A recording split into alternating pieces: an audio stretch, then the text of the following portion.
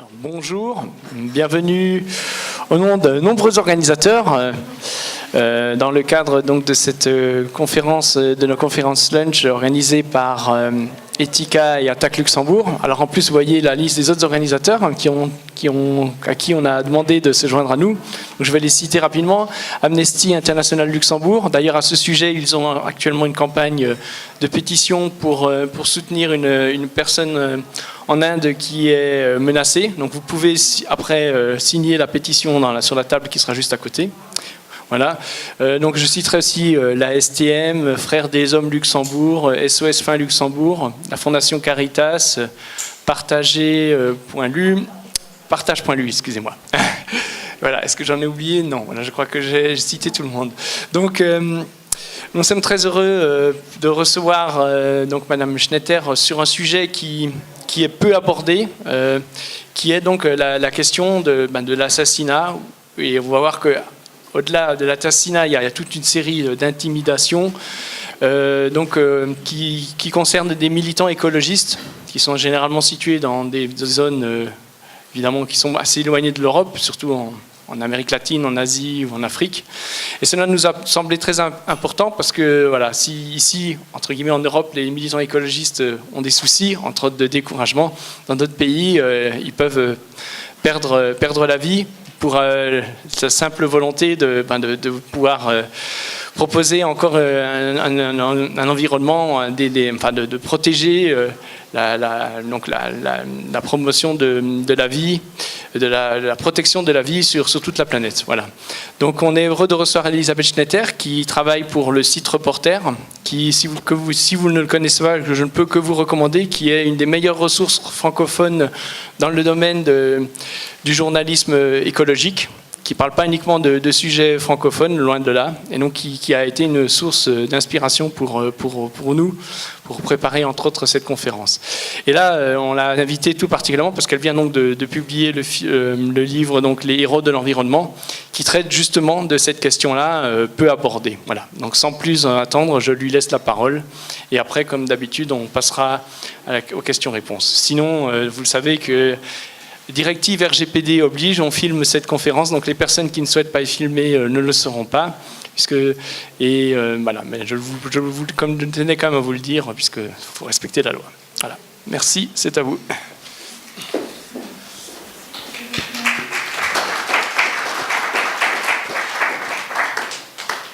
Bonjour à vous tous. Merci d'être là à l'heure du déjeuner. Et je suis contente d'être à Luxembourg pour toutes sortes de raisons différentes. Je ne vais pas vous raconter ici mon livre parce que plein de choses se sont passées depuis que je l'ai terminé en août dernier et parce qu'il y a des histoires que je raconte et qui sont trop longues à redire ici. Par contre, je vais vous parler un peu de ce qui se passe en ce moment. Et en ce moment, il y a un mot qui me trotte dans la tête, c'est un néologisme, et ça s'appelle la solastalgie. Qu'est-ce que c'est que la solastalgie? C'est le sentiment de détresse et de tristesse que l'on ressent en voyant un lieu où l'on vit ou un lieu que l'on aime se dégrader de manière définitive en raison de bouleversements que l'on ne peut pas contrôler, que ce soit des lieux très proches ou des lieux lointains. En fait, ça fait très longtemps qu'on voit venir quelque chose qui ressemble à un désastre, et puis on n'arrive pas à y croire. Et pourtant, il y a plein de preuves que quelque chose est en train d'arriver. Si vous êtes ici, c'est probablement que vous aussi, vous commencez à trouver que ça suffit, que quelque chose ne va pas. On a entendu récemment beaucoup parler de la Californie, où une ville a entièrement disparu et où on compte 1000 personnes qu'on ne retrouve pas et où 83 sont déjà retrouvées mortes, brûlées. Des milliers d'hectares, des maisons innombrables. En fait, l'un des météorologues qui travaille en Californie a expliqué que la sécheresse de la végétation était telle qu'on pouvait parler de pluie négative et que l'air aspirait l'eau. Et Donc les conditions étaient réunies pour un drame terrible. Mais il y a des gens qui continuent à dire que le changement climatique n'existe pas et à empêcher ceux qui en parlent de répandre l'idée qu'il faut faire quelque chose, comme par exemple aux États-Unis, où le déni climatique continue à être répandu et continue même à être répandu officiellement. Le nouveau ministre du Brésil, par exemple, maintient que les gens qui parlent de changement climatique font partie d'un complot communiste, par exemple. En fait, il n'y a pas qu'en Californie. Cet été, la Grèce a brûlé, le cercle polaire, la Suède, la Sibérie, le Groenland, l'Alaska.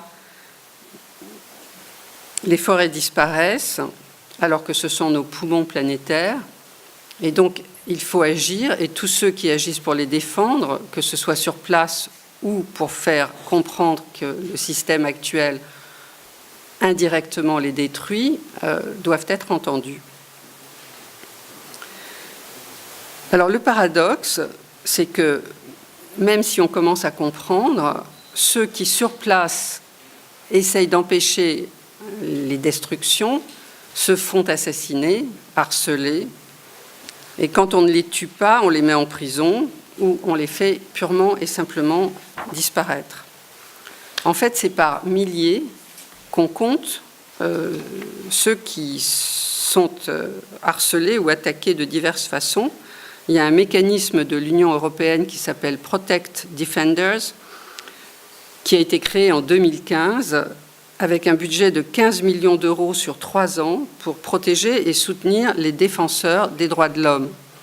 Les défenseurs des droits de l'homme sont très souvent aussi des défenseurs du droit à un environnement sain. Ce mécanisme est assez efficace et a pu venir en aide directement à environ 10 000 personnes en 3 ans, donc depuis sa création en 2015, ce qui vous donne une idée de l'ampleur du problème, parce que si eux ont aidé 10 000 personnes, ce sont 10 000 personnes qui ont réussi à avoir connaissance du mécanisme, à les contacter, etc. Il y en a probablement énormément d'autres qui n'ont pas eu cette chance et qui, sur place, se battent tout seuls. Donc,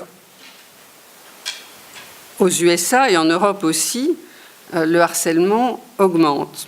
Jean-Sébastien me parlait de Bure, qui n'est pas très loin d'ici, où les activistes ont été réellement terriblement intimidés et harcelés. Ils sont donc en première ligne d'une bataille mondiale. Leur courage est le même partout et ils se battent tous, en fait, contre un ennemi commun sous de multiples formes. En 2017, 207 défenseurs du vivant ont été assassinés. Ce sont des chiffres donnés par l'association Global Witness, ce qui fait environ 4 par semaine dont on connaît le destin, parce qu'il y en a plein, évidemment, comme je le disais tout à l'heure, qu'on ne connaît pas. Et en 2018, la situation n'est pas meilleure. Billy Kite, qui est responsable de la campagne de Global Witness spécifiquement pour les défenseurs de l'environnement, dit qu'au cours des dernières semaines, il a reçu des informations confirmées sur les meurtres de plus d'une douzaine de chefs de tribus, de gardes forestiers, de travailleurs sans terre et même d'un avocat qui travaillait contre un barrage. Pourquoi est-ce qu'on les tue ? On les tue d'abord pour s'en débarrasser et aussi pour intimider les autres, ce qui pose parfois le problème des prix et de la visibilité des activistes. Berta Cáceres, dont je raconte l'histoire en détail dans mon livre, avait reçu un prix prestigieux, le prix Goldman, qui est une sorte de Nobel vert, de Nobel de l'environnement, et elle a été assassinée 1 an après, comme si finalement on escomptait en l'assassinant que la visibilité de cette femme allait effrayer d'autres personnes et leur faire comprendre que même quand on est connu, on n'est pas à l'abri du pire. En 2017, l'industrie agroalimentaire a coiffé au poteau l'industrie minière en tant qu'industrie la plus agressive, responsable de 60% de meurtres de militants environnementaux. Défendre les parcs nationaux en Afrique, par exemple, continue d'être extrêmement dangereux Et il y a énormément de rangers qui se font assassiner un peu partout. Et le Brésil, où un président qui nous rend assez pessimistes vient d'être élu, est le premier pays au monde pour les meurtres d'activistes. Alors, il y a un an, des ONG, des associations de 29 pays d'Afrique, d'Amérique latine et d'Asie, dont beaucoup de dirigeants ont été tués ou forcés de fuir pour avoir protesté contre le vol de terre, les mines ou les grands barrages et la destruction des forêts, ont déclaré que leur lutte pour la protection des ressources naturelles devient trop dangereuse face à la violence exercée par les forces de l'État, par les groupes de sécurité privés et par les groupes d'autodéfense parrainés par les États. Et elles demandent à l'ONU de faire pression sur les gouvernements pour obtenir une meilleure protection juridique. Les autochtones ne sont pas les seuls touchés. Par exemple, le 4 février 2018, Esmond Bradley Martin, un Anglais âgé de 76 ans, a été retrouvé mort à son domicile à Nairobi, la capitale du Kenya, avec une blessure au poignet et une autre au cou. Il s'était fait beaucoup d'ennemis car il rédigeait tous les rapports sur l'importance du commerce de l'ivoire et la corne de rhinocéros dans le monde. C'est un commerce qui tue des dizaines de milliers d'animaux en voie de disparition. Cet ancien expert des Nations Unies pour la conservation des rhinocéros donnait des statistiques claires et précises qui ont contribué à persuader les gouvernements occidentaux et asiatiques de surveiller de plus près le commerce de l'ivoire et de la corne de rhinocéros. Et voilà, on l'a tué.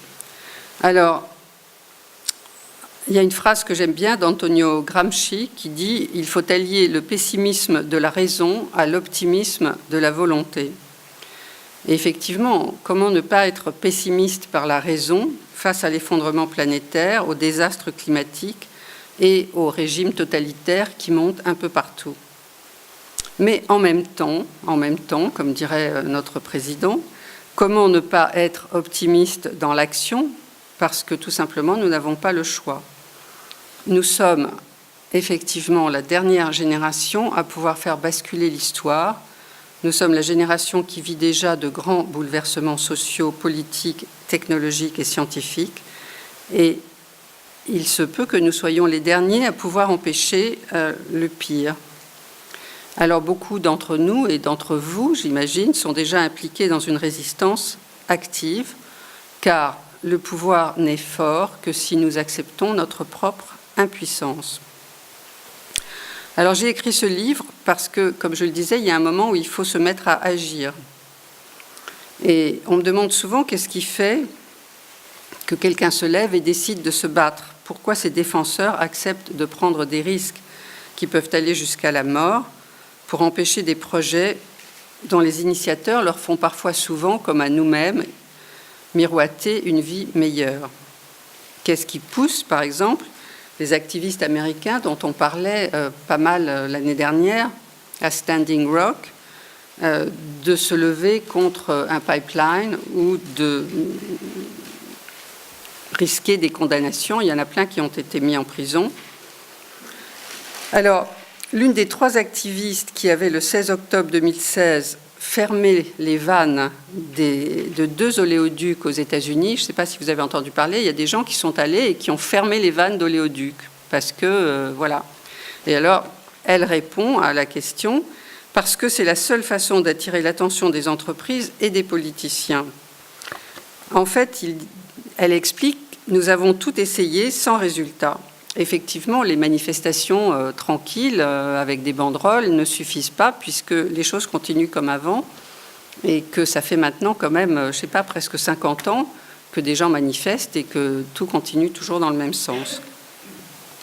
Alors, il risquait une lourde condamnation, mais bonne nouvelle, début octobre 2018, il y a un mois et demi, un juge du Minnesota a tout simplement rejeté les charges retenues contre eux, affirmant que les procureurs n'avaient pas prouvé que la tentative des militants de fermer ces 2 oléoducs aurait causé des dommages.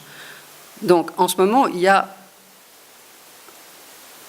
des hésitations sur le cours que la justice va suivre. Et c'est assez amusant parce qu'il y a pas mal de procès en cours, de procès dans le registre climatique.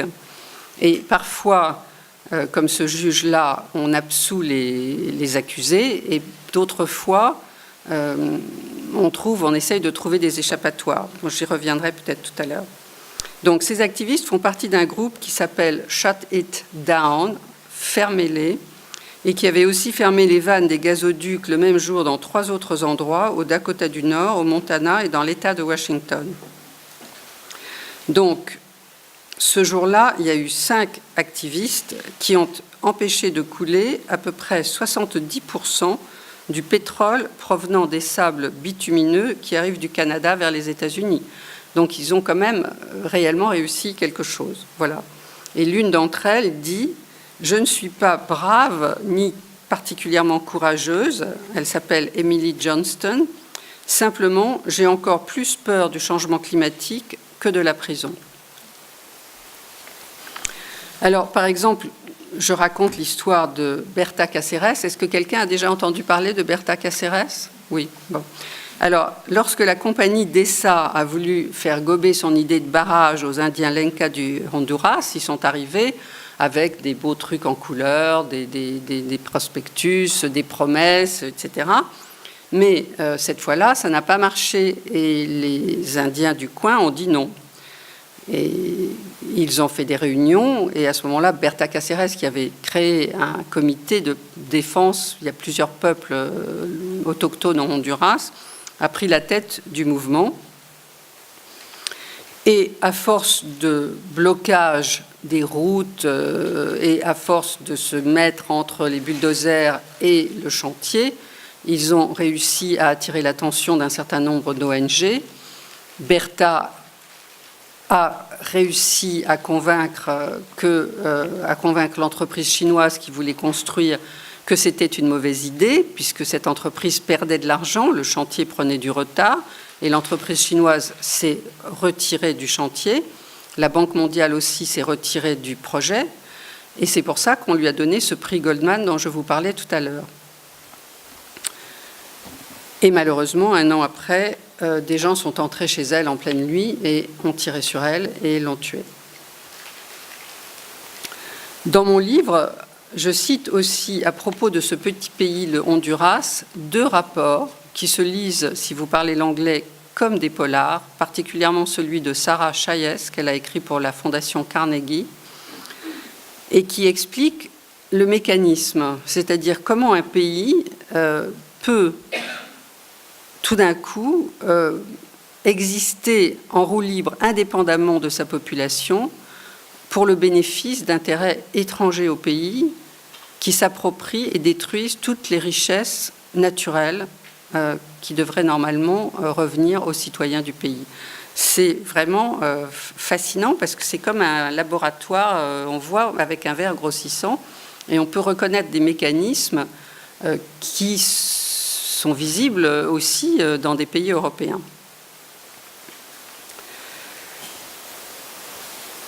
Pourquoi résiste-t-on ? Vous connaissez peut-être des gens qui se battent ou vous faites partie d'une association.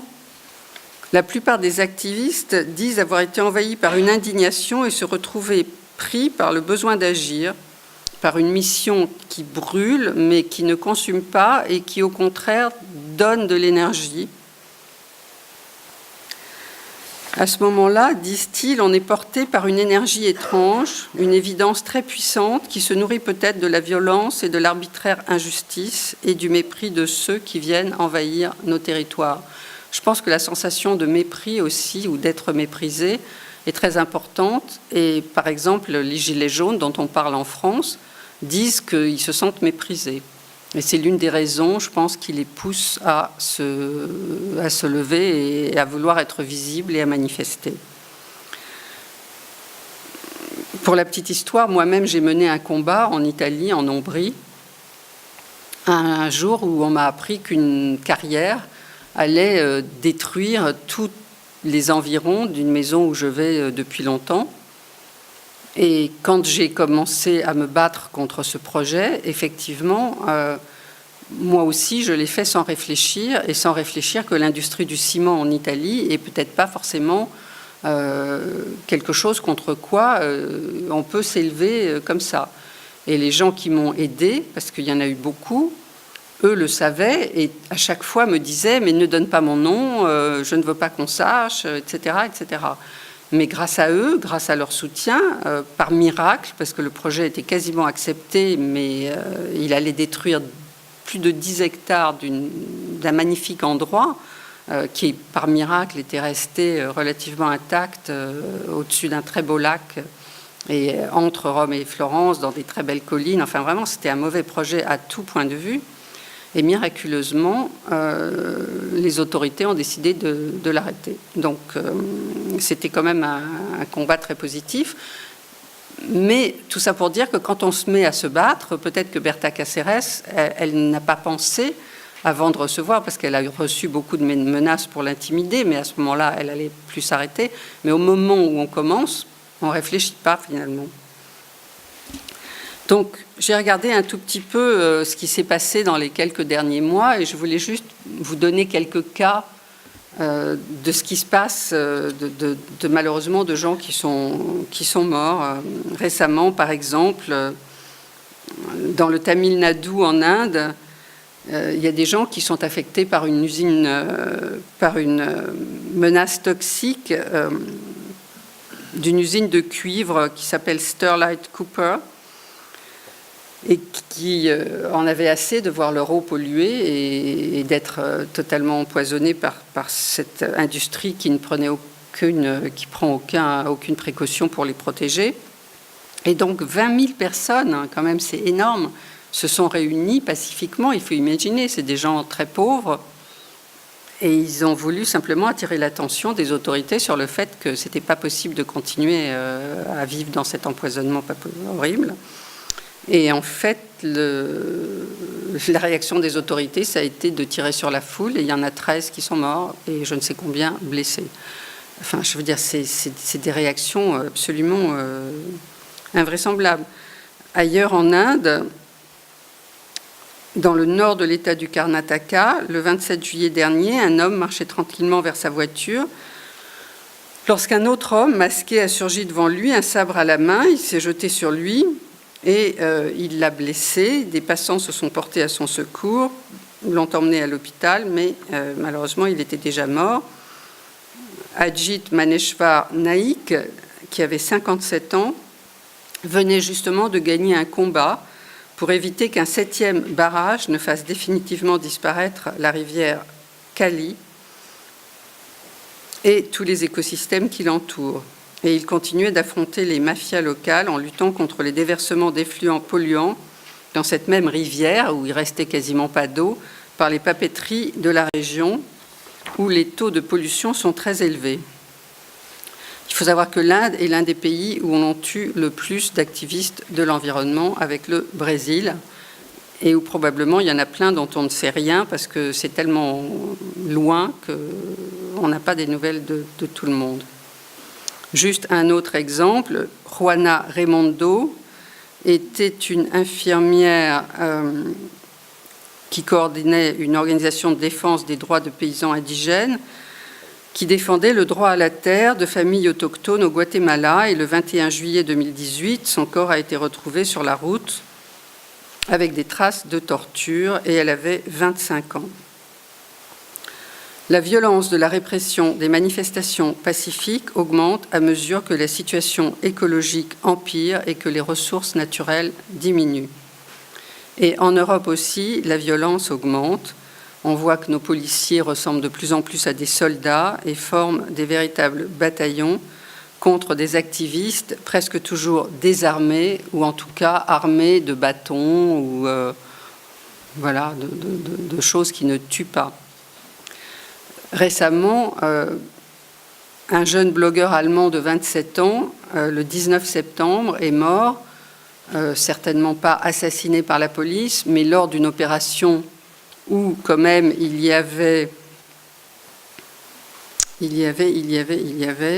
3500 policiers armés de canons à eau avec des chevaux, des hélicoptères qui voulait abattre une des dernières parcelles de la forêt de Hambach, qui comptait 4100 hectares, et les militants, 150 militants qui étaient perchés dans des cabanes dans les arbres, où ils s'opposaient depuis 6 ans déjà à l'abattage des 200 hectares qui restent.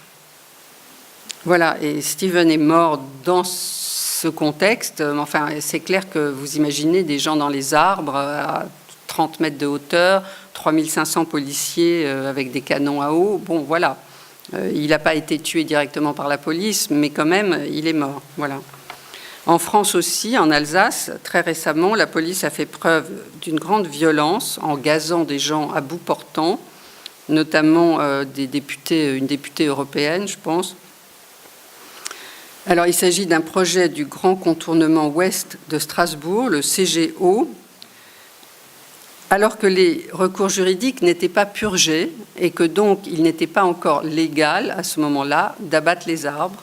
La police a néanmoins agi extrêmement violemment contre les manifestants. En ce moment même, il y a 5 membres du collectif CGO Non Merci qui sont en grève de la faim depuis 1 mois pour dénoncer le sacrifice de plus de 300 hectares de terres agricoles fertiles et d'espaces naturels pour faire un couloir à camions qui vise à contourner l'écotaxe allemande. Le collectif propose des solutions alternatives et le gouvernement français fait comme si de rien n'était.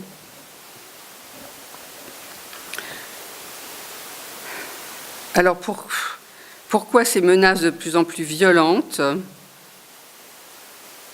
Nicolas Hulot a clairement dénoncé la raison de cette situation dangereuse. Il a dit en démissionnant à l'improviste sur France Inter « Les lobbies n'ont rien à faire dans les cercles du pouvoir. Il faut à un moment ou un autre poser ce sujet sur la table parce que c'est un problème de démocratie. Qui a le pouvoir? Qui gouverne ?»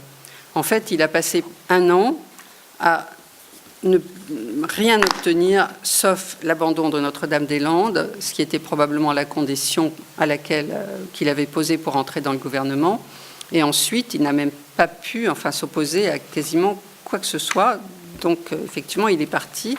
Et ce qu'il a fait de mieux, c'est en démissionnant de dire les choses clairement.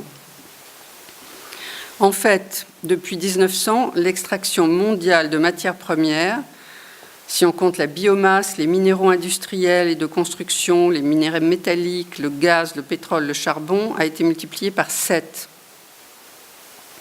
C'est une augmentation encore plus rapide que celle de la population mondiale.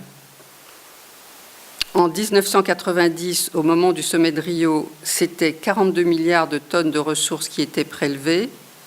Et l'année dernière, les 28 États membres de l'Union européenne ont importé pour 260 millions d'euros de bois provenant de pays que la Banque mondiale considère comme fragiles et touchés par un conflit.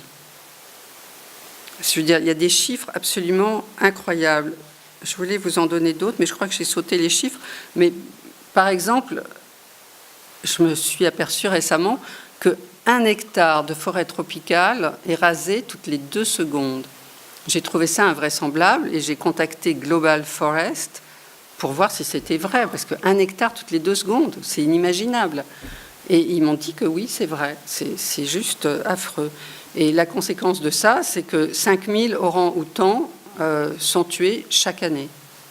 C'est aussi des choses assez tristes. Il ne reste que 23% des zones sauvages sur la terre et 13% des zones sauvages en mer. Voilà, et les 70% des zones sauvages restantes sont en Russie, au Canada, en Australie, aux États-Unis et au Brésil. Ça, c'est en quantité, parce qu'évidemment, dans les pays d'Amérique centrale, il y a aussi encore pas mal de zones sauvages.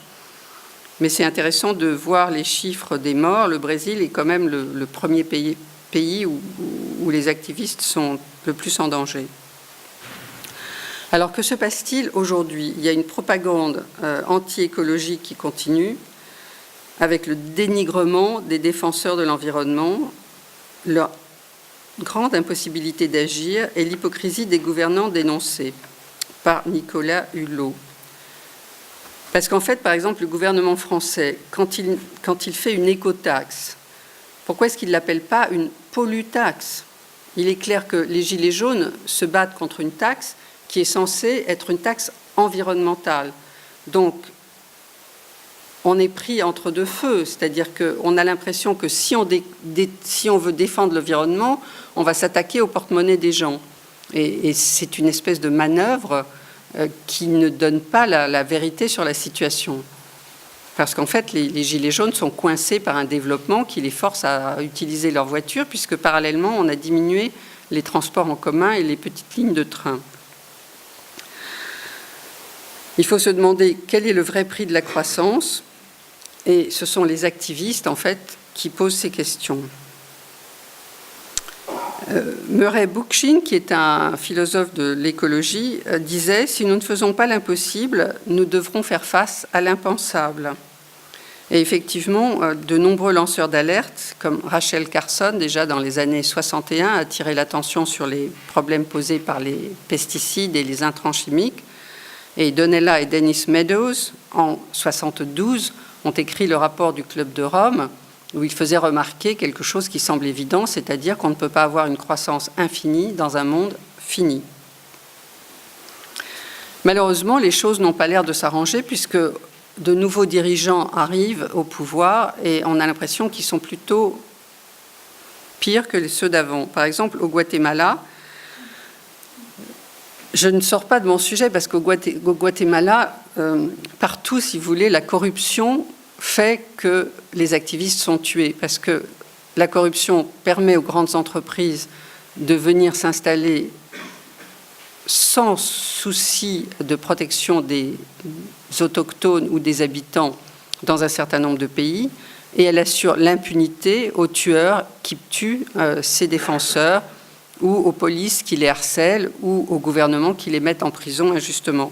Donc au Guatemala, le nouveau chef de l'État, Jimmy Morales, a fait savoir le 31 août dernier qu'il avait décidé de ne pas reconduire le mandat de la mission anticorruption de l'ONU dans son pays, l'accusant d'ingérence dans les affaires nationales. Évidemment, ingérence dans les affaires nationales, puisqu'ils essayent d'arrêter des députés ou même le président qui est totalement corrompu. Donc cette commission avait été créée en 2007.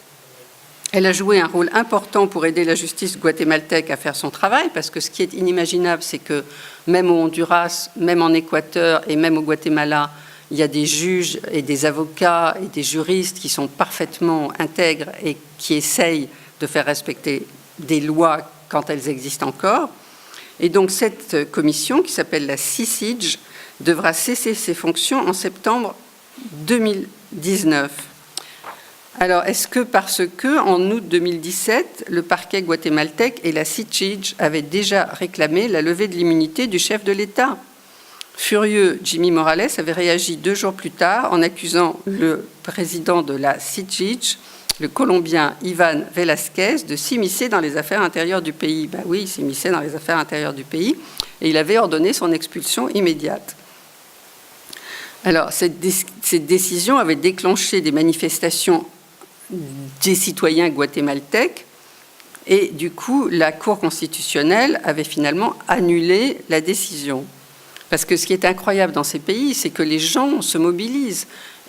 Par exemple, lors de l'élection totalement frauduleuse en novembre dernier du président du Honduras, les gens ont manifesté d'une façon invraisemblablement courageuse et il y en a 41 qui sont morts, qui ont été tués dans des manifestations anti-élection. C'est juste incroyable. Donc cette commission au Guatemala avait permis d'obtenir de nettes avancées contre la corruption au sein de la classe politique, mais aussi dans le monde des affaires. Alors l'ONG Human Rights Watch avait dit que la CICIG est un des mécanismes anticorruption les plus efficaces en Amérique latine aujourd'hui. Eh bien, ça explique que le président la fout dehors. Par exemple, en Équateur, le changement de régime, qui est retourné vers la droite récemment, risque d'influencer notamment le destin de Julian Assange, qui est pour l'instant cloîtré dans l'ambassade de l'Équateur à Londres.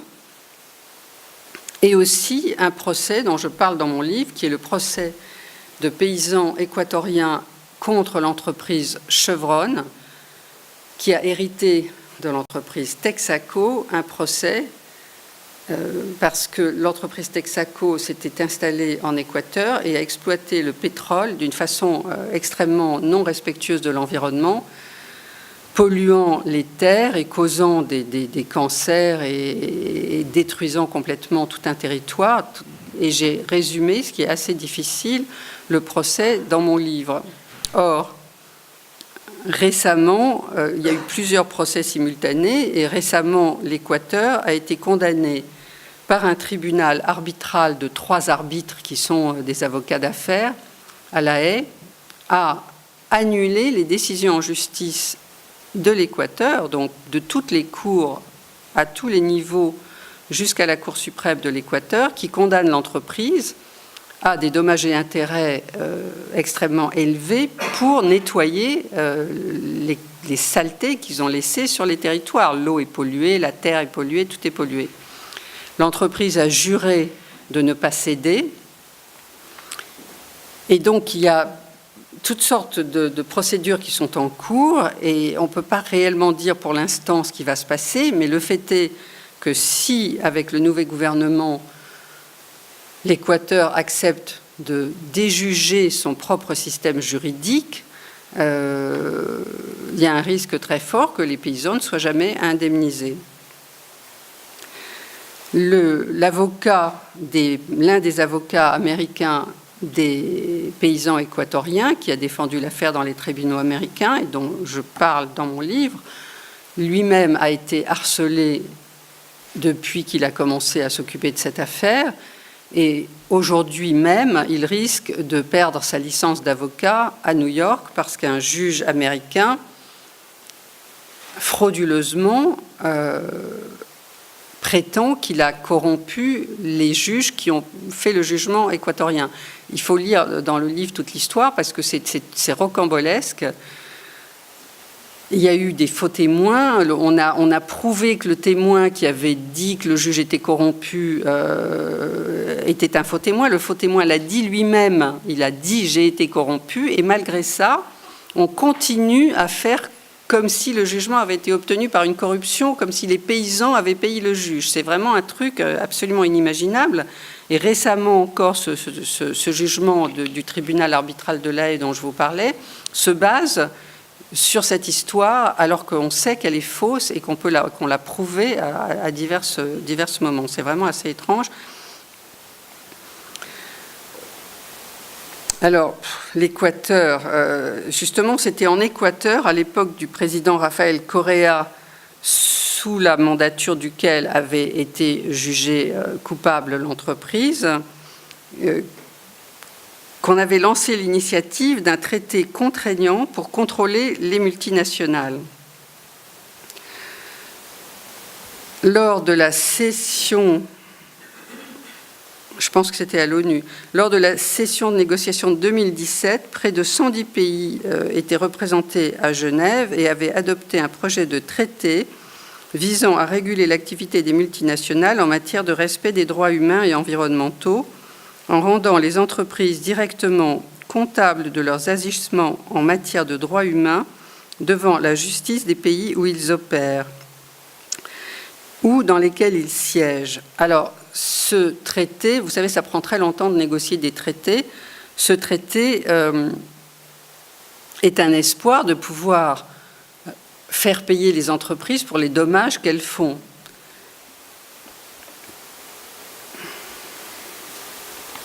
Alors, évidemment, ce traité est porté par un certain nombre de pays, mais l'aboutissement du traité est loin d'être acquis parce que pour les responsables, les patrons et les propriétaires des entreprises, la mise en place d'un tel traité n'est pas vue favorablement.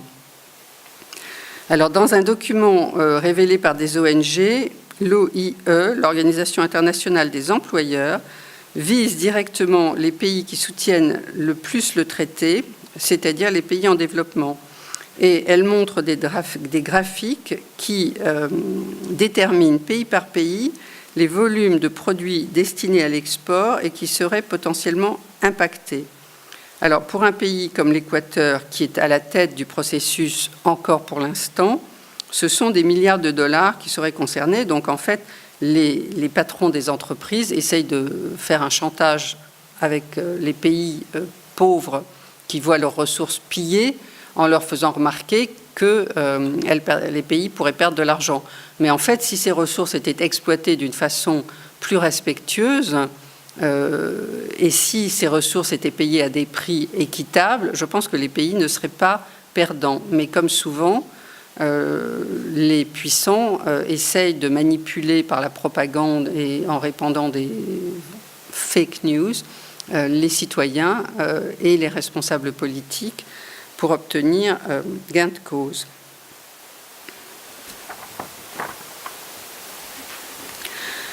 Alors, le truc inquiétant, c'est que certains pays durcissent leurs lois et criminalisent les activistes.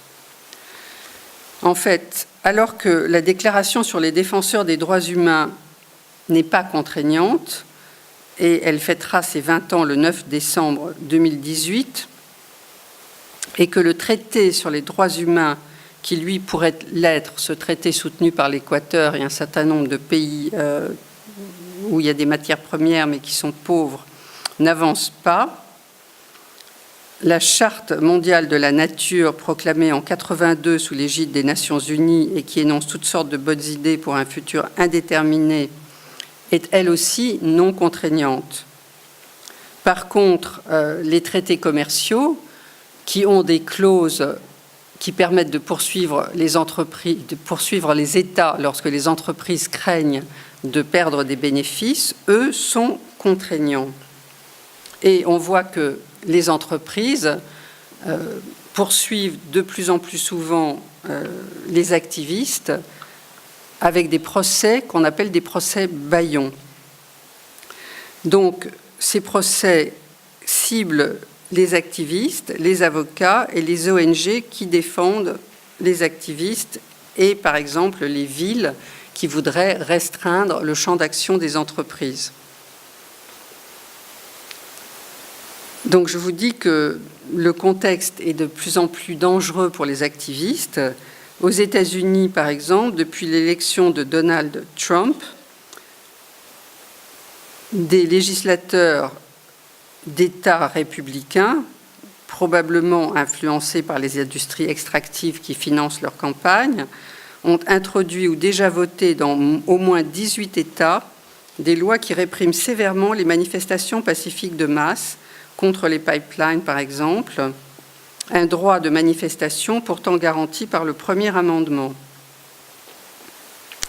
Un avocat qui s'appelle Thomas Lindsay et qui a fondé un fonds de défense légale pour les communautés qui se défendent sur le plan de l'environnement et qui défend les droits de la nature et ceux, quand je dis les communautés, c'est comme les communes par exemple ou les villes qui veulent se défendre contre des pollutions apportées par des industries sur leur territoire, a lui-même été condamné en janvier 2018 à payer des indemnités à une énorme entreprise qui s'appelle la Pennsylvania General Energy, une entreprise qu'une petite ville de Pennsylvanie veut empêcher depuis 2014 de déverser sur sa commune les rejets d'un site de fracturation hydraulique.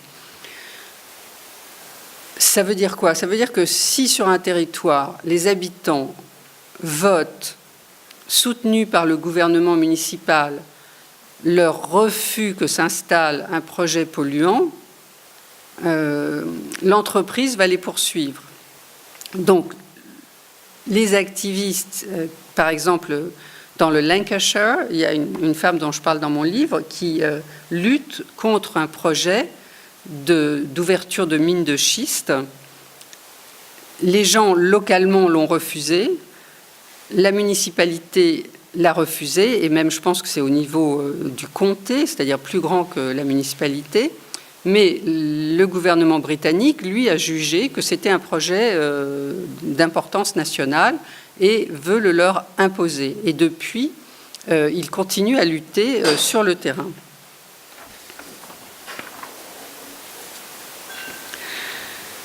Voilà, en France aussi,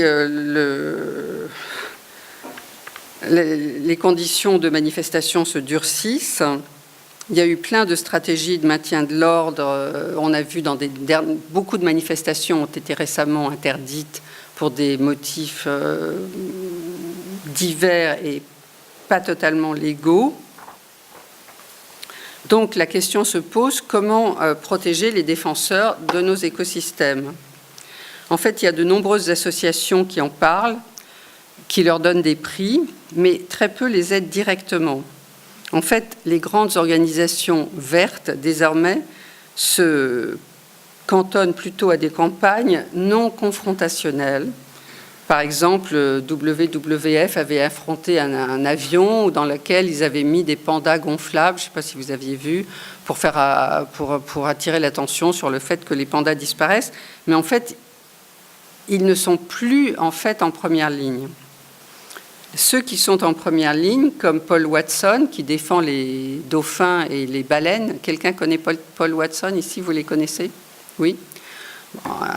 Je raconte dans mon livre un moment très émouvant de la vie de Paul Watson. En tout cas, Paul Watson, lui, il a décidé très tôt dans sa vie qu'il était marin.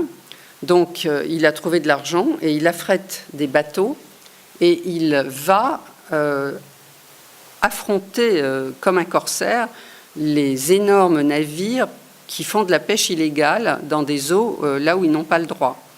Donc, comme personne ne le fait, parce qu'on fait des lois mais on ne fait rien pour les faire respecter, lui, il fonce sur ces bateaux je ne sais pas comment il a fait. En 30 ans, il a réussi à en casser un certain nombre et à empêcher et à réduire le taux de mortalité des dauphins dans les différentes mers où ils sont, sans qu'il y ait le moindre blessé, le moindre mort, ni rien. Mais il y a des mandats d'arrêt contre lui, il ne peut plus bouger librement là où il veut.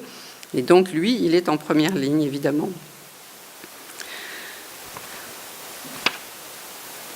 Je vois que le temps passe et je me dis que vous avez peut-être des questions, mais je dirais juste brièvement pour finir qu'en fait, il y a un certain nombre de façon juridique d'essayer de protéger les activistes. Par exemple, en 2016, la procureure générale de la Cour internationale pénale Fatou Bensouda a annoncé l'élargissement de son champ d'action aux crimes liés à l'exploitation illicite de ressources naturelles, à l'appropriation illicite de terres ou à la destruction de l'environnement par l'extraction minière, l'agrobusiness, la construction de barrages hydroélectriques, dans le but de protéger les communautés de l'avidité des multinationales qui convoitent leurs terres et leurs ressources. Alors, je ne sais pas où ça en est et s'il y a déjà des procès, mais effectivement, c'est très bien, mais quand même, ce système de justice est très lent et ça ne résout pas les problèmes dans l'immédiat, mais c'est quand même un point très, très positif. Et début mars 2018, un autre point très positif, c'est que 24 pays d'Amérique latine et des Caraïbes ont voté un nouvel accord qui mettra en œuvre après 26 ans, le principe 10 de la déclaration de Rio du sommet de la Terre en 92. Ça instaure des protections pour les droits d'accès à l'information, à la participation publique et à la justice en matière de questions environnementales. Ce traité garantit un droit à l'environnement, à un environnement sain, et incite les États à établir des organes de transparence pour surveiller le respect de nouvelles règles. Bon, reste à le rendre opérationnel, mais on espère que, voilà, ça va arriver. Alors aujourd'hui, un autre moment positif et qui peut inspirer tout le monde, c'est qu'on assiste aux prémices d'un mouvement différent que les manifestations pacifiques. Fin octobre, à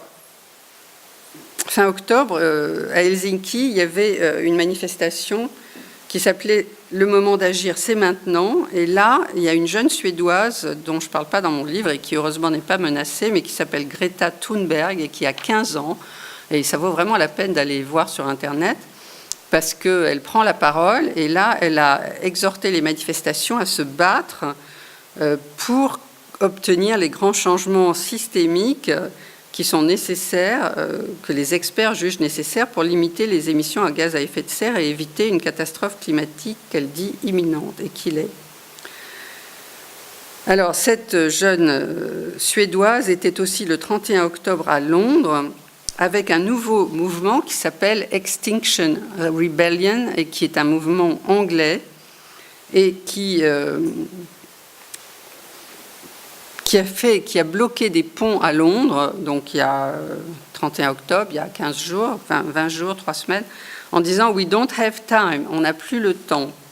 Leur logo représente un rond avec dedans un sablier. Le rond, c'est notre planète. Le sablier, c'est le compte à rebours de l'extinction des espèces et de la nature.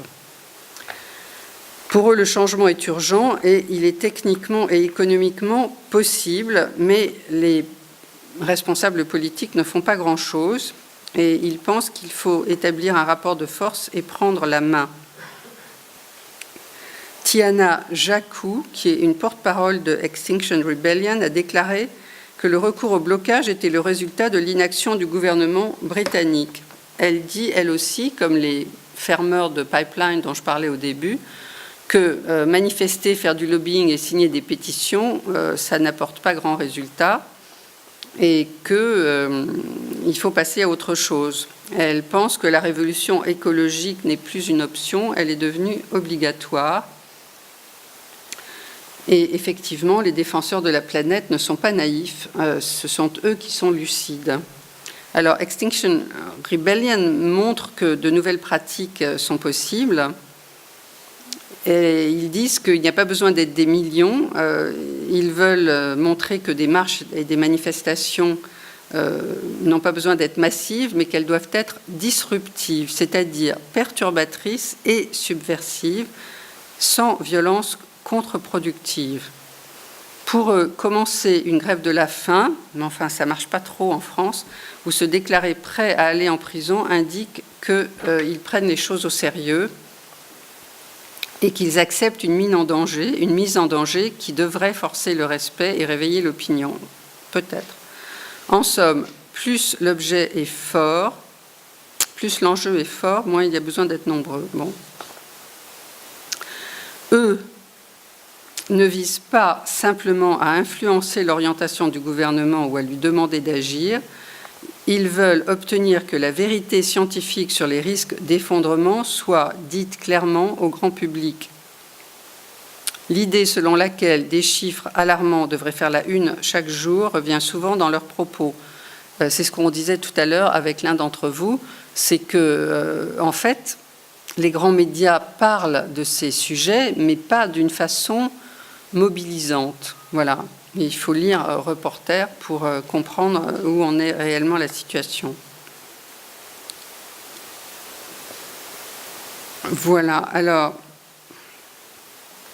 il y a une scientifique qui s'appelle Kate Marvel qui a décidé de sortir de l'injonction de neutralité scientifique. Elle a un blog où elle déclare son sentiment d'assister à un film d'horreur au ralenti et affirme que ce dont on a besoin aujourd'hui, ce n'est pas d'espoir, mais de courage. Elle dit qu'en tant que climatologue, on lui demande régulièrement de donner des raisons d'espérer. Les gens veulent qu'on leur dise que tout finira bien, et le problème, c'est que je ne peux absolument pas le leur dire. Et c'est un des slogans d'Extinction Rebellion, « Hope dies, action begins ». L'espoir meurt et l'action commence. Le contraire de l'espoir n'est pas le désespoir, mais la tristesse. En face de la tristesse, on trouve le courage qui peut se définir selon Kate Marvel comme la détermination à faire ce qui est bien, même sans certitude de victoire. Voilà, c'est ce que font les activistes dont je parle dans mon livre. Et j'espère que je ne vous ai pas trop ennuyé. Merci. Et que ce n'était pas trop confus.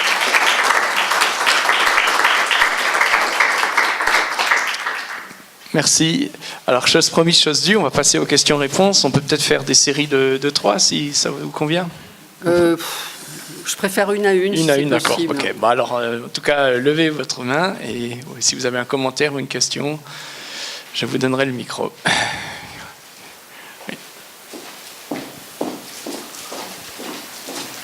Merci.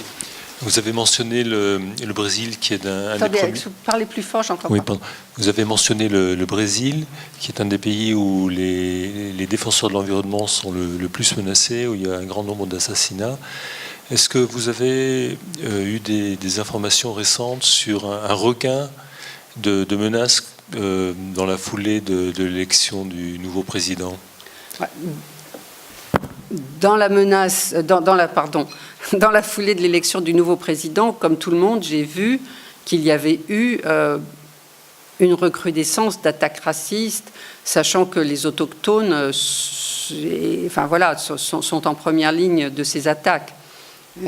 Sinon, je ne suis pas une experte sur le Brésil, mais effectivement, même pendant la campagne, il y avait déjà des attaques, comme si ces gens se savaient déjà dans l'impunité.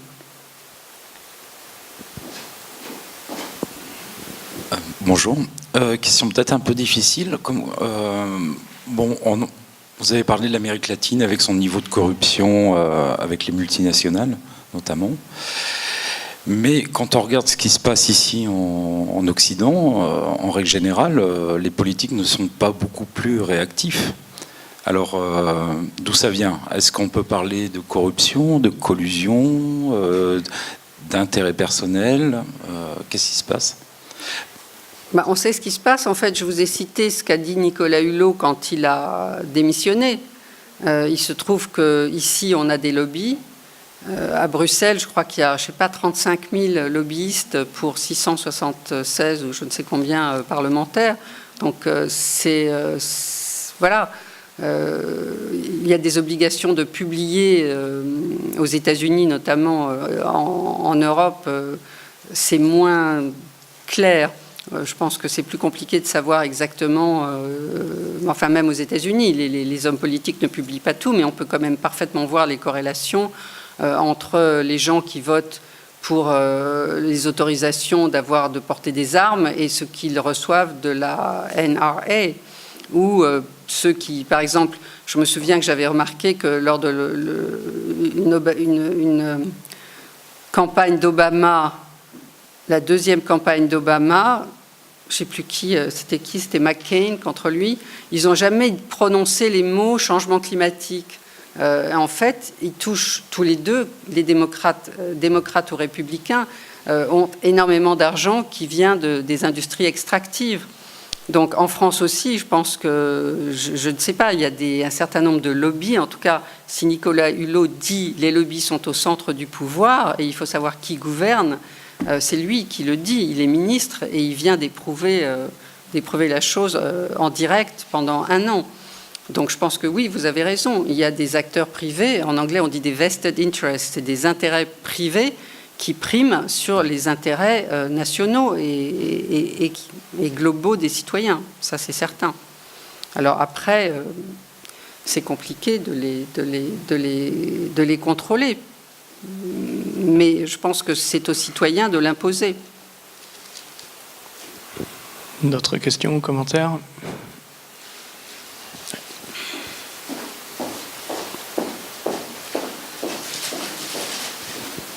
Bonjour tout le monde. C'est juste pour mettre, disons, une information concernant la marche for Climate. C'est le 8 décembre, mais je pense que la plupart des gens ici doivent être au courant. Donc, que pensez-vous? Quel genre de marche on devrait faire? Ça s'appelle Global March for Climate. C'est le 8 for Climate. Oui. L'anglais, c'est pas mon fort. Donc, c'est le 8 décembre à partir de 14h. Pour l'instant, c'était précisé au Glacis, mais peut-être que il y aura un autre lieu. Donc, c'était pour vous mettre au courant. Mais j'aimerais savoir quel genre de marche on devrait faire pour vraiment nous faire entendre et que ça fasse quelque chose. On ne peut pas utiliser la violence. Là, il y a eu un chant concernant la protection du climat. Mais quel autre... Je ne sais pas, en anglais, il y a un truc qui c'est « name and shame ». Pointer du doigt et donner des noms. Il se trouve que marcher pour le climat, c'est très vague. Mais si on marche pour une meilleure utilisation de l'énergie et peut-être même contre les sociétés qui, justement, par le biais de lobbying, retardent depuis des dizaines d'années la prise en compte du changement climatique. Je veux dire, c'est pas récent le changement climatique. Il se trouve qu'on a découvert que Exxon, qui est l'une des principales sociétés pétrolières, était informée par ses propres scientifiques depuis le milieu des années 60, donc ça fait plus de 50 ans, que l'utilisation continue de pétrole comme carburant allait produire un réchauffement climatique. Et ils ont tout fait pour qu'on ne le sache pas. Idem pour l'industrie des pesticides, qui savait depuis longtemps qu'il y avait des risques liés à l'utilisation de ces techniques. Or, qu'est-ce qu'on voit pendant ces années-là? Au lieu de promouvoir davantage de transports en commun propres, on a au contraire favorisé la voiture et maintenant les autocars. Moi, c'est quand j'ai vu que Macron lançait ses cars quand il était ministre de l'économie, j'ai compris qu'il n'y avait rien à attendre de lui. C'était vraiment juste ridicule. Et voilà, donc je pense que la marche devrait avoir des pancartes déjà où on dit Total, merci de prendre en compte le climat, ou bien BP, merci de prendre en compte le climat, et ainsi de suite. Et voilà, je pense que si on marche simplement comme ça pour le climat, d'ailleurs pour le climat, qu'est-ce que ça veut dire pour le contrôle du réchauffement climatique, pour voilà, ou marcher pour les transports en commun. Mais je pense que c'est voilà, l'idée est très bonne. Après, je pense que déjà, si on précise l'intention, c'est probablement déjà plus efficace. Et c'est ce qu'ils font d'ailleurs les gens de Extinction Rebellion, parce que eux, déjà dans leurs mots, ils ont rébellion et extinction. C'est quand même plus fort que climat, quoi. Voilà. Mais climat, bien sûr, bon, c'est déjà un début. C'est très bien. Oui, bonjour. J'allais poser un peu la même question parce que effectivement, il y a cette marche qui est organisée, qui est prévue le 8 décembre. Et bon, je fais un petit peu partie de l'organisation, donc j'en profite pour appeler tout le monde à participer. Et effectivement, tout n'est pas encore ficelé, hein, y compris au niveau du parcours. On attend les autorisations, mais en tout cas, ce que vous avez dit est très inspirant, parce qu'évidemment, on se pose des questions sur quel message. Est-ce qu'on doit essayer d'avoir un profil plutôt lisse, etc. Moi, personnellement, je suis plutôt prêt à vous suivre et à dire, et d'ailleurs on entend des témoignages qui viennent pas seulement d'Angleterre, de Belgique aussi, de France, les gens commencent à se réveiller, à se dire ce n'est plus possible, on ne peut plus fonctionner comme avant. D'ailleurs ça ne marche pas, si on regarde le bilan de 20, 30 ans. Ça sert à rien. Je dirais pas que ça sert à rien, non, mais on n'a pas avancé énormément. Donc le temps est sans doute venu pour une certaine radicalité et moi je suis assez d'accord avec ce que je dis, de nommer réellement les responsables. On sait qu'au Luxembourg, peut-être c'est un petit pays, on aurait tendance à dire finalement on n'a pas de gros Total ou Exxon, etc. Sauf que, et pas beaucoup d'industries, sauf que si on regarde les fonds d'investissement, qui est un petit peu la spécialité locale, il y en a, c'est 72% des fonds d'investissement européens qui sont logés au Luxembourg. Et là, effectivement, il y a du sale, il y a du lourd. Donc, on pourrait peut-être aller chercher là-dedans et trouver une shortlist, comme on dit, de gens, de sociétés qu'on pourrait viser en disant arrêtez de tuer la planète. Excusez-moi, j'étais un peu long. Non, mais voilà. Surtout celles qui font du greenwashing, parce qu'il y a plein de sociétés qui ont un message très positif. Alors voilà, ils ont mis des panneaux solaires sur leur toit, mais en fait, dans leurs actions quotidiennes, ils continuent à avoir une démarche qui est extrêmement nocive. Mais même les gouvernements, dans mon livre, je montre que la France, par exemple, c'est ça, on va à l'ONU, on dit il n'y a pas de planète B, et après, on autorise l'importation d'huile de palme qui va forcément causer la mort d'activistes locaux qui, en Malaisie ou en Indonésie, vont vouloir qu'on arrête de tuer leurs forêts. Donc c'est ça aussi, c'est le double entendre, en fait, l'hypocrisie des gens qui prétendent agir bien, mais en fait lancent des projets. Moi, j'ai fait moi-même un article pour Reporter qui est encore toujours en ligne. Ça m'a énervé après la COP 21. Tous ces gens-là qui se tenaient la main, qui avaient l'air très contents et tout ça. Dans le mois qui a suivi, j'ai fait un article pour montrer combien de projets de gazoducs, de ports pétroliers, de champs de mines de schiste, etc., venaient d'être signés dans le mois qui a suivi la COP 21. Des projets qui engagent sur 30 ans. Je veux dire, c'est invraisemblable de commencer, alors qu'on vient de signer la COP 21, des projets qui vont engager sur 30 ans, alors qu'on dit qu'on veut sortir des énergies extractives. C'est juste contradictoire. Voilà. Donc, bravo si vous allez marcher contre le climat, mais c'est vrai que c'est bien de préciser l'intention. Il y avait une autre question, quelqu'un là?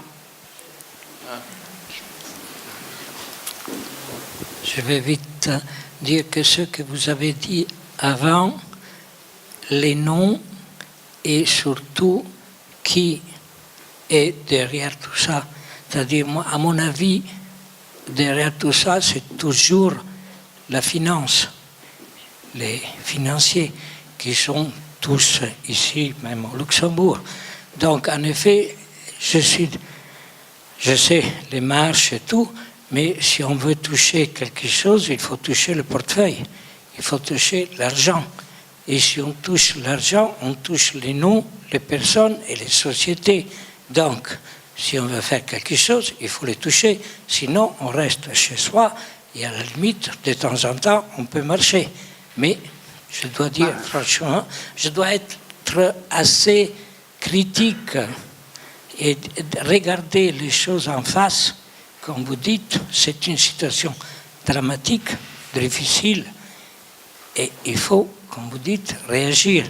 Mais maintenant, réagir, ce n'est pas attendre, mais voir si on peut toucher vraiment des moments importants et trouver des accords, des plateformes d'accords pour que ceci soit fait. Voilà. Mais vous avez bien raison, mais ça me rappelle, en France, il y a eu, je ne sais pas, ils ont un peu disparu maintenant, mais il y avait eu les faucheurs de chaises. Vous vous souvenez des faucheurs de chaises? Je ne sais pas, ils étaient allés à la BNP et, je ne sais pas, ils fauchaient des chaises.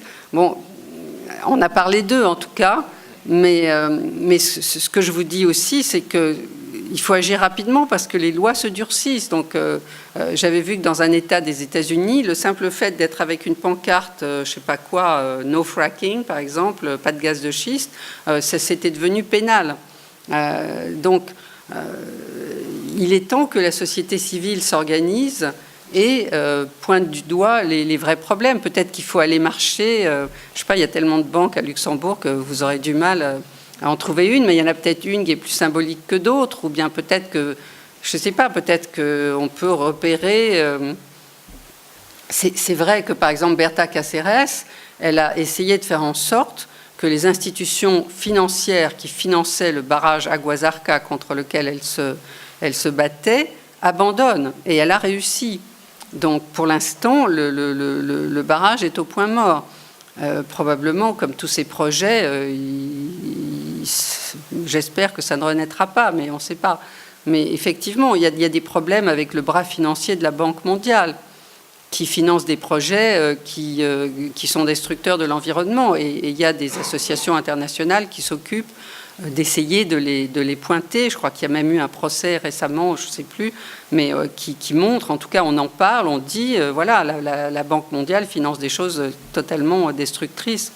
Donc oui, vous êtes au Luxembourg, c'est vrai que vous êtes dans le hub de la finance qui probablement est impliqué dans la destruction de l'environnement global, ça c'est sûr.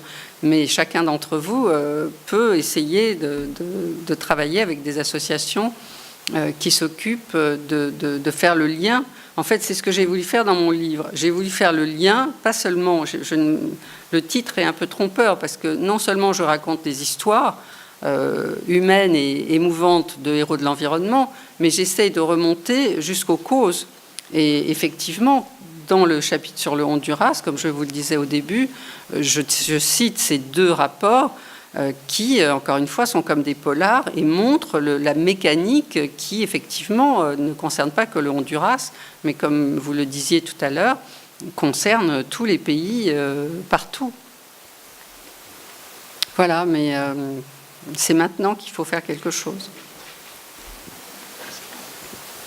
Oui, pour encore rebondir sur ce qui s'est dit jusqu'ici, bon, outre le fait qu'il y ait des fonds d'investissement qui investissent directement dans les industries polluantes, est-ce qu'on ne doit pas quand même remettre complètement en cause le système, où on est ici au Luxembourg, où il y a des régimes fiscaux extrêmement favorables, etc. Et tout cet argent, il manque pour la lutte climatique. Bah évidemment, y compris l'évasion fiscale. Enfin, je veux dire, c'est clair, mais encore une fois, je pense qu'il y a des associations qui s'en occupent, mais il faut les soutenir, les aider et en parler. Et effectivement, les grands médias en parlent, mais l'une des choses que je disais à quelqu'un avant, à deux personnes avant la conférence, c'est que il est extrêmement important de surveiller de près la liberté d'Internet. En ce moment, l'une des possibilités qu'on a d'être informé et d'informer les autres, c'est par le biais d'Internet, qui est souvent présenté comme un média qui véhicule des fausses nouvelles et des mensonges. En fait, c'est le seul endroit où on peut encore trouver des vérités, des choses vraies, des chiffres, des informations. Je veux dire, il ne tient qu'à nous de croire les bêtises qu'on lit dans les médias ou qu'on trouve sur Internet. Mais si on cherche réellement, moi j'ai trouvé plein de choses grâce à Internet pour écrire mon livre. Et malheureusement, déjà aux États-Unis, on a verrouillé Internet en faisant payer plus cher pour avoir un plus gros débit, ce qui fait que bientôt, on aura Internet comme on a, je ne sais pas comment c'est au Luxembourg, mais en France, par exemple, si vous avez la télévision, vous n'avez pas accès à toutes les chaînes. Vous avez accès à un bouquet. Alors, si vous voulez agrandir votre bouquet, il faut payer plus cher. Ça va être pareil sur Internet. Vous allez pouvoir avoir les grands médias pour un certain prix. Et puis, si vous voulez aller lire Reporter, il faudra payer plus cher. Donc, ça sera comme les gratuits dans le métro, il n'y aura plus rien dedans. Vous voyez ce que je veux dire? C'est vraiment important de surveiller la liberté d'Internet. Et puis, c'est important aussi de regarder les questions. Je ne sais plus comment ça s'appelle. La Commission européenne lance de temps en temps des sortes de référendums où les citoyens sont appelés à donner leur opinion. Et c'est important d'y répondre. Parce que sinon, effectivement, on dit qu'on a adopté des nouvelles législations avec l'accord démocratique des citoyens. Mais si personne vous ne voyez pas des informations dans les grands médias qui vous disent « allez signer, allez répondre ». Par exemple, il y en avait une, les traités commerciaux ont donné lieu à pas mal de polémiques, justement parce que les traités commerciaux possèdent cette clause dont je vous parlais qui permet aux entreprises de poursuivre les États et de les intimider si les États décident, par exemple, de protéger tout un écosystème. Mais des entreprises avaient pensé qu'ils allaient pouvoir forer pour trouver du pétrole, par exemple. Donc si on dit, ben non, finalement, on vous interdit de faire des forages, une société pétrolière peut, comme Chevron l'a fait pour l'Équateur, je crois que c'était un peu dans ce cadre-là, poursuivre un État et lui demander des dommages et intérêts qui sont tellement énormes que préventivement, les États ne vont pas prendre ce genre de décision. Donc il y avait eu une question constitutionnelle de je ne sais plus quoi qui avait été posée et où les gens devaient répondre pour justement savoir s'ils acceptaient que cette clause qui s'appelle RDIE en français puisse être inclue telle que dans le traité. Et finalement, ils l'ont un peu transformée pour faire passer la pilule, mais en fait, elle est présente et elle est dangereuse. Donc voilà, en plus, on nous fait passer les traités commerciaux le CETA, qui n'a pas encore été approuvé par tout le monde, par tous les États qui y prennent part, a été accepté et ratifié de façon provisoire. Mais il est évident que pour l'instant, rien n'est fait pour qu'il y ait des référendums dans tous les États, comme ça devrait être fait, pour le ratifier réellement. Mais il est en application. Donc là aussi, il faut être très vigilant sur ce genre de choses. Voilà, il y a Internet, les traités commerciaux, dénoncer les lobbies. Il y a plein de choses que la société civile peut faire si elle a le temps et le courage de le faire. Ok. Alors, on va prendre les dernières questions, s'il y en a. Non, je ne vois pas de doigt. Ah, si. Merci beaucoup, c'est vraiment très intéressant. Effectivement, les défenseurs sont très menacés, ils sont criminalisés, ils sont tués. Je pense qu'ici, au Luxembourg, on a encore la chance d'être assez protégés. Et donc, d'autant plus, je trouve qu'on a une grande responsabilité à être plus actifs, à agir plus et surtout aussi à parler autour de nous de ces cas de Berta Cáceres. Il y a quand même plein de cas qui sont très importants et je pense qu'il faut agir plus, il faut parler plus. C'est pour ça que moi, je suis très déprimée souvent à cause des situations. Surtout, moi, je travaille beaucoup en Amérique latine, donc j'ai tout le temps des partenaires qui se font criminaliser, qui se font tuer et tout ça. Et c'est pour ça que je trouve, par exemple, cet exemple de Greta, la jeune Suédoise, je trouve ça absolument fabuleux parce que la fille, elle a 15 ans. Elle a commencé à se mobiliser il y a quelques mois. Au tout début, elle allait tous les jours devant la Chambre des députés à Stockholm pour manifester pour le climat. Maintenant, elle le fait tous les vendredis encore. Et je pense que ça donne beaucoup de courage et de réfléchir aussi à ces cas-là qui nous donnent du courage pour agir. Je voulais juste dire ça. Donc, oui, elle a dit... tout ce qu'on apprend ne sert à rien puisque rien ne se passe. Donc moi, je ne veux plus rien apprendre. Je sais que le climat fout le camp et donc je me mets devant le Parlement tous les jours avec mon truc. Mais oui, mais c'est ça, il faut trouver des choses qui attirent l'attention. Ceci dit, la capacité du système à ne pas réagir est énorme et voilà, donc la tâche est énorme, mais ce n'est pas impossible, hein. Merci. De toute façon, on n'a pas le choix. Alors, merci Elisabeth. Alors, avant de passer à la traditionnelle séance de dédicace, quelques dates pour nos prochains événements.